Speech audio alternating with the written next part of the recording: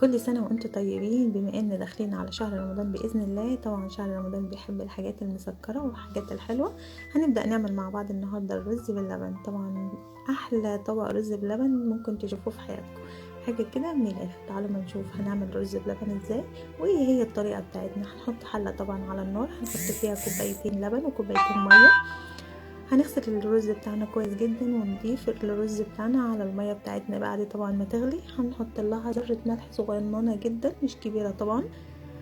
مجرد الرز بتاعنا ما يغلي هنقوم على طول طافين عليه النار، وهنسيبه طبعا بتاع ربع ساعة نص ساعة. هيبقى بالمنظر اللي انتوا شايفينه قدامكم دوت كده، هيستوي منه فيه. يعني مش هنسيبه يغلي كتير على النار والكلام ده، لا، مجرد ما يغلي بس كده على طول 5 دقايق على النار هنقوم طافين على طول عليه. هنبتدي طبعا نضيف له طبعا اللبن بتاعنا، الكميه طبعا اللي احنا حابينها، وهنديله طبعا غلوه او 2 بس مش اكتر من كده. هنحضر مع بعض كوبايه لبن، هنضيف عليها 2 باكو فانيليا، هنضيف عليها معلقتين نشا، معلقتين كريم شانتيه. هنقلبهم طبعا كويس جدا.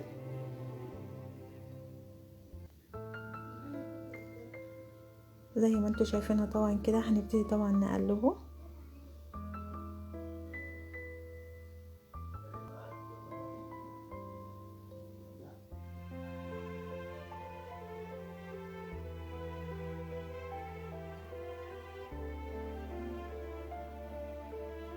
هنقلبه كويس جدا. زي ما انتوا شايفينه طبعا ما فيهوش اي تكتلات ولا اي حاجه.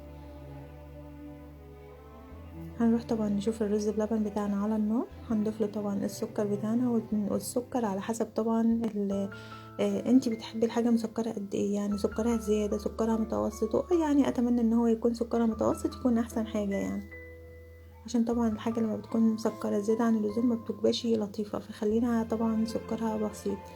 طبعا هنضيف طبعا الخليط اللي احنا حطيناه، اللي هو طبعا النشا وحبه الفانيليا وحبه كمان الكريم شانتيه. لو مش حابه تحطي دي في كريمه مفيش اي مشكله، لو عندك كريمه لباني طبعا هتبقى كمان حكايه.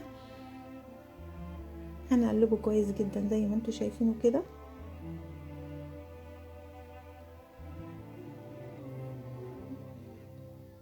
وبكده طبعا نكون خلصنا الوصفه بتاعتنا وغرفناها في الطبقه بتاعتنا، وزي ما انتوا شايفينها عملت كميه جامده جدا. طبعا انا نسيت اقول لكم في الاول كميه الرز اللي انا حطيتها هي كوبايه من كوبايات الشاي طبعا اللي موجوده في اي بيت عامه، اللي هو المج دوت الصغير.